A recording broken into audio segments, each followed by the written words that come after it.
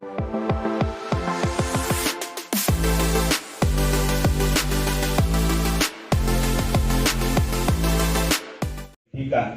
tahu.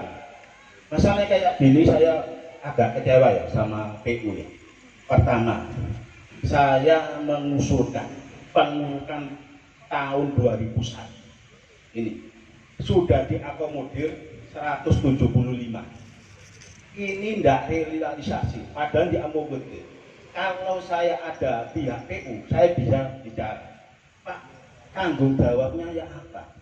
Sudah diakomodir, kenapa tidak dilaksanakan? Terus tahun 2002 saya ajukan ke Abah Junedi, diakomodir 50 juta. Kenapa sekarang tidak dilaksanakan? Ada apa?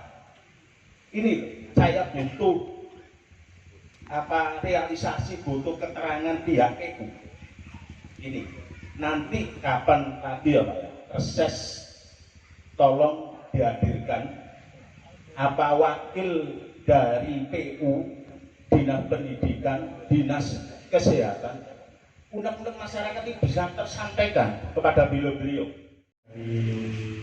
Mas Komari, jadi sekedar Bapak Ibu ketahui juga bahwa untuk tahun 2001 sebetulnya memang tes saya Pak Komari waktu itu mengusulkan dan itu sudah terakomodir untuk peninggian 2021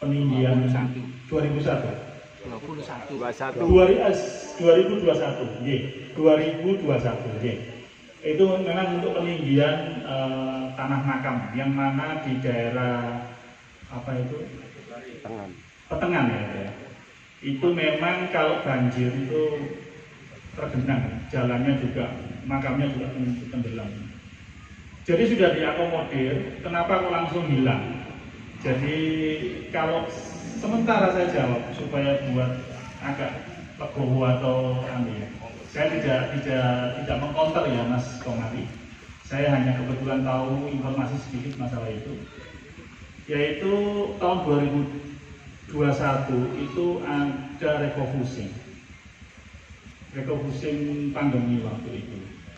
Jadi makanya kalau memang masih dibutuhkan di situ, saya mohon Mas Komari juga mengusulkan kembali yang mungkin sekarang sudah ditulis lagi atau bagaimana. Nanti kalau memang belum ditulis, nanti Pak Yanto ini sebagai tim ahli saya, tim ahlinya PKB, bukan saya aja, yang tim ahlinya PKB, nanti bisa mencatat kembali dan memunculkan kembali. Jadi seperti itu. Terus yang tadi di Mas Junet juga begitu.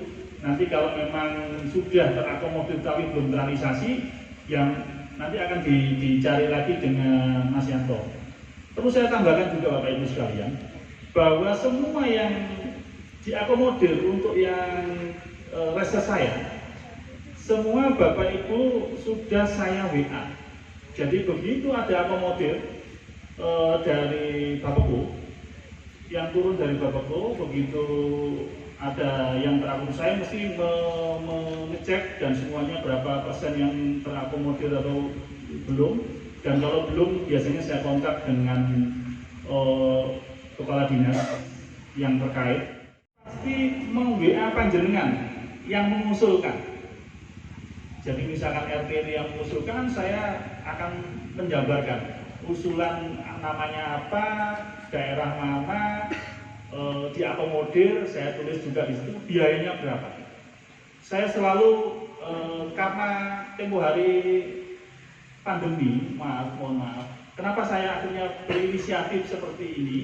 Karena waktu dia pandemi kemarin tuh carut marut, ada yang diakomodir ternyata nggak terrealisasi, karena ada refocusing. Saya tidak bisa menekan pemerintah saat itu, memang dari instruksi dari pusat ada refocusing. Nah dari situ. Memang dalam pelaksanaan pengerjaannya refocusing itu tidak menghasilkan yang maksimal dan sempat saya PKB sempat keras karena waktu itu untuk refocusing itu totalnya sekitar 126 miliar, tetapi waktu 3 bulan itu hanya mengeluarkan 11 miliar. Harusnya kalau hitung-hitungan saya itu harusnya 30 miliar minimal, karena yang berdampak COVID itu bukan hanya panjenengan atau hanya masyarakat bawah semuanya dampak, termasuk masyarakat atas, termasuk pemilik perusahaan juga, dan itu lebih pusing lagi sebetulnya. Karena dia harus berpikir bagaimana bisa menghidupi karyawannya untuk bisa tetap ya istilahnya gendong induk lah gimana caranya gitu. Sampai saya sempat jujur hati sama mantan bos saya di Cilikrinya. Bagaimana waktu itu pengiriman apa itu istilahnya kontainer ya, kalau kita mengirim ke Afrika, ini cerita sedikit supaya Bapak Ibu paham masalah itu. Jadi kita juga PKB ini selalu vokal dalam pemerintah, tapi memang betul-betul vokal karena mengkritisi, bukan untuk menjelek-jelekan, bukan. Ini prinsipnya PKB dan itu inklusi dari partai.